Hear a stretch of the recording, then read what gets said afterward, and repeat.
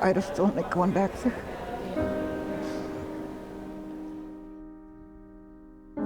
I lost my culture, my self-identity, my home.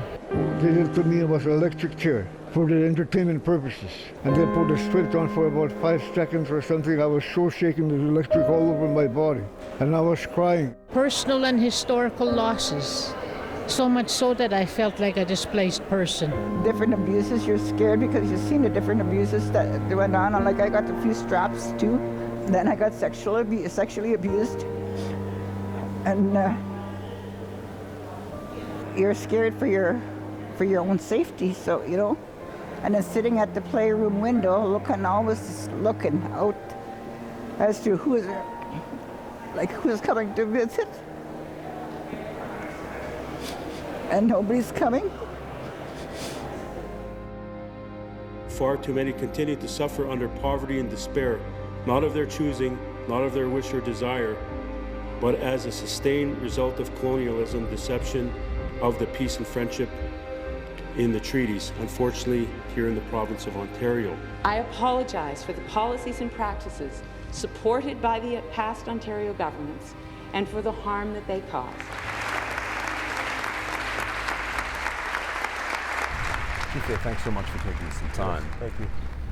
What did the words of the Premier in the House mean to you? Obviously, the issue of reconciliation is a well-known discussion. The word reconciliation has become more fluid at the tables of government because that's been the push from First Nations, Indigenous people across the country with respect to residential schools.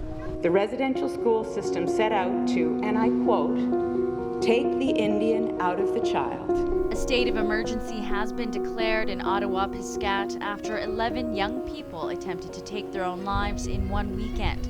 Can we look at what's happening in places like Ottawa-Piscat and not think of residential schools and what happened?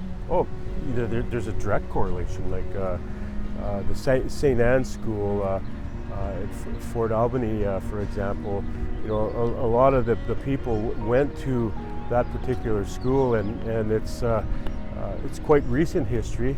You know, in the last 30 and 40 years of the direct impact is now being seen and showing up in the lives of individuals and families throughout the North, and it's a high time to deal with these things. The original sin, as it were, was Europeans moving in and imposing their will on the people who were here first. The history of European settlers and First Nations have been that the things that we say are not often trustworthy. Right.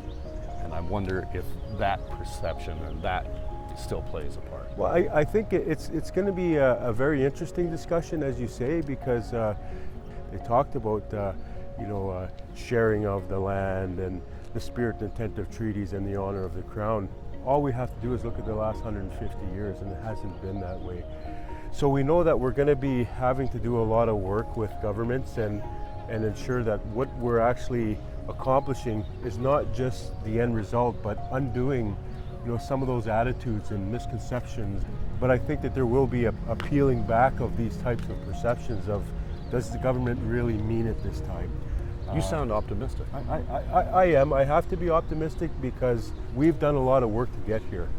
And the work of the survivors is such that, they've wanted this to happen. So this is not just the announcement of reconciliation and an apology from the government, but it's also the outcome and manifestation of the work that was done by the survivors. So I have to be optimistic for them.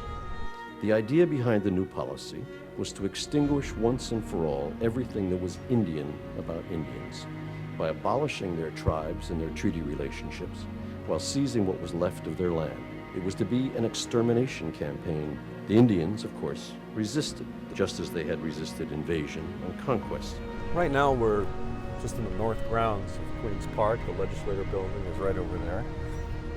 Do you feel welcomed in the halls of power? Well, I'm not so much sure if I feel welcome, but I certainly know that we're now beginning to experience a sense of acknowledgement. But I think it's going to take quite some time to actually undo a lot of the harm and damage that was done by these types of colonial ways of thinking.